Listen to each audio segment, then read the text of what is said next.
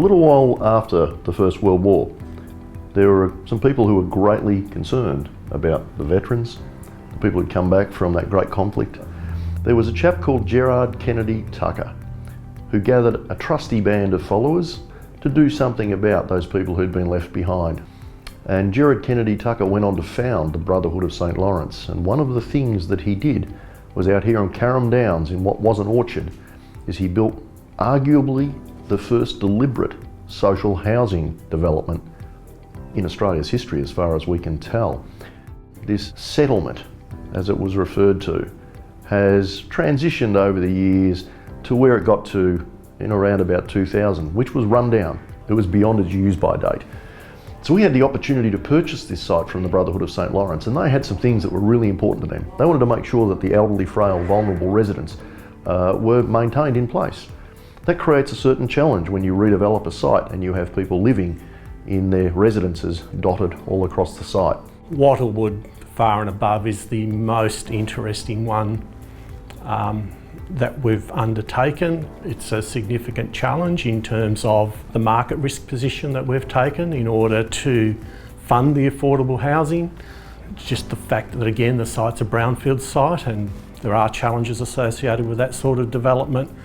And of course, there's another level of complexity when you're dealing with residents that are on site that all need to be relocated. We have to do it in a staged manner. We have to maintain services to keep the existing residents, with their water and gas, while nearby we're also doing construction work. So it means that it takes longer to do things. We have to wait till we can build their new house and relocate them before we can start on the next stage. Just as Gerard Kennedy Tucker and his colleagues way back then in the 30s wanted to do something innovative, something that was an example of its time. We wanted to build a master planned development for modern people in a modern world with modern housing, with all the high level amenity and quality and design principles that you'd expect in a master planned modern suburban estate. But we wanted to build the social housing in such a way that it is invisible. It's really about thinking about who the end users are at Wattlewood and balancing that too with the fact that around them are going to be normal mums and dad buyers. It's pretty easy to do any development if you've got bucket loads of capital, if you've got bucket loads of cash. But it is, however, very rare for a community housing agency to start with a large parcel of land, to do the master plan, to see it from feasibility, the initial design, the back of the envelope numbers, and drive it all the way through with a very small amount of capital to start. And that's what we've done here. We managed to convince the Office of Housing in Victoria to stump up $13 million. That allowed us to acquire the site. And we have now, over the last few years, proceeded to develop this site, and it's an $88 million development. We have taken the profits from the sales of land, used them to build our own housing, and then leapfrog to the next part of the development. But I think from the Office of Housing's perspective, their $13 million will eventually turn into $35 million worth of housing.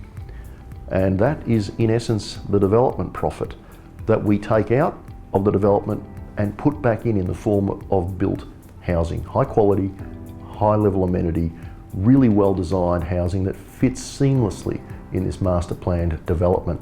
There's a lot of risk in this, but there's some fabulous rewards. This is the only project of significant scale where the market risk position is funding the outcome, which in this case is 100 affordable houses. We have maintained the rents for people moving into brand spanking new properties on what they were paying for these rundown things for many, many years. We're taking a significant loss on that initially, but the balance of the housing will allow us to make ends meet on the way through. I think you only have to look at the result and the outcomes that we're getting for a whole lot of very frail, vulnerable people who were living on the site and who are now relocating to some truly outstanding homes. It's a bit like being in a mansion compared to the other place, because the other place was 30 odd years old. But it was all right, but no, nothing like this. The home is absolutely beautiful. You know, you can't complain about home. Look at this. It's a paradise here. It is really paradise. I pinched myself. I just couldn't believe it that we've got it. In 1992, I was involved in car accident, and for a long time, 8 months, I haven't movement in my right hand, and of course it stopped me working. And later on, of course, as very often happened, my marriage collapsed. I was with a caravan park at that stage and put my name down at the Brotherhood and got in there, and I was quite happy there, you know. But yeah, it was good. Far better than the caravan, I can tell you. We were living in a caravan park in Somerville for 6 months. Before that, we were renting places from place to place, like that. After the accident, I can't work, and I rent some place thinking that I will soon recover in St. Kilda, but soon I find it is expensive for me. I moved to Dandenong. I lived 14 years in Dandenong, but I observe the prices going up, and I know that soon it will be too expensive. Why I find this place and I move to village. And everything, you know, miracle happened. We used to have a dance every Friday night and 2 buses that used to take people on, and just gradually as the years went on, that's just... It was like a little community, Yeah. you know. Everyone Little sort of was township. there. When I rang up to go in, they said, oh, I might be a bit of a waiting list, you know. And luckily I was in 2 months, and I've been here ever since. With the Mill on the Wheel, there was a restaurant there. Yeah. A lot of people would come down to the restaurant. And me and my wife would do Mill on the Wheel. I get a license from RICV to drive the little bus.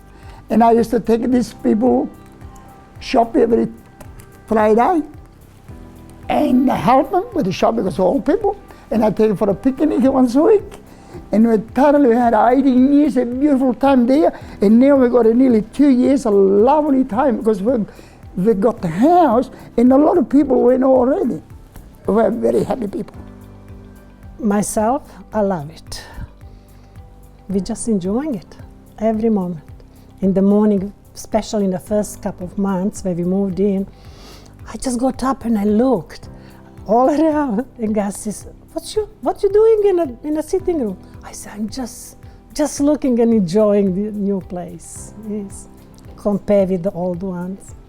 And each time I said to my wife, oh, I love it here. She's still love it. She's happy. I love it. See, we're coming for 18 years, we're coming from a small house in Brotherhood of St. Lawrence, which we're very happy. That's the most happy time I've ever had it, because here in Brotherhood of St. Lawrence, there was 165 residents when I walk in. And I like this particular one I'm in because there's no side gate. Right, so you feel pretty secure here. The only way they could get in here was over that fence or smash the window with the door down. So it's great security-wise. Next to me is from my village, and behind the fences also 2 houses are occupied. It is good. I can jump on you know, chair and talk to her if I need to talk, not using telephone. Yeah, I know Margaret next door, and Norman's around the corner, and a few other people. Yeah, I mean, you know, you see them all the time. And also we keep having every Tuesday some craft group, and we met in every week in other places just to have a contact, you know. When the Brotherhood had sold or Haven had brought the Brotherhood, it was time for me to move. But then I thought, no, I'd like to see them all in their, my job's done, I think, if they move all in their new houses, and yeah, it's been pretty rewarding. To me, 19 years when I am. And we all live down there, and if you have, you know, an old house, sometimes go problem, sooner we get a bit of problem, call him, run. He's my son. I feed him with the lollies. Now he loves chockies. I know. Yeah, they always feed me lollies when I come around here. That's the only reason I come around here, not to see you just for the lollies. There's no noise back, there's no screaming kids around. Oh, there's kids around, but they're fine, the neighbours are good. I haven't had any problem. A few lares every now and then race up and down the street, but that hasn't happened for a while. That's all quietened down, the coppers got onto that. It's very hard working there now because everything's getting pulled down. So virtually I'm just a caretaker, and it's to what it used to be. It was so vibrant and just. But mate, that's called change. Some of us We don't like it, I know, we don't like it, but you look back through your life and everything changes, unfortunately. Sometimes for the worse, sometimes for the better. But this is definitely for the better. Well, I don't know how long we are going to be here. Actually, I'm 62. 62. I'm confused on that. Am I older 62 now? Another 20. I'm 83. And I think I'm going to live for 100 years. But because the operation I got, well, my recovery. And now he's got walker. He walks around and really helps him.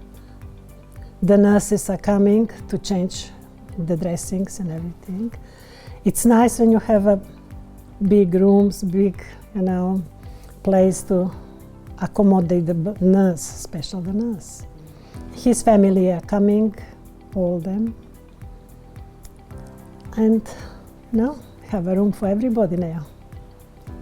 We're coming from a big house once upon a time, but this is a beautiful place. We're so comfortable.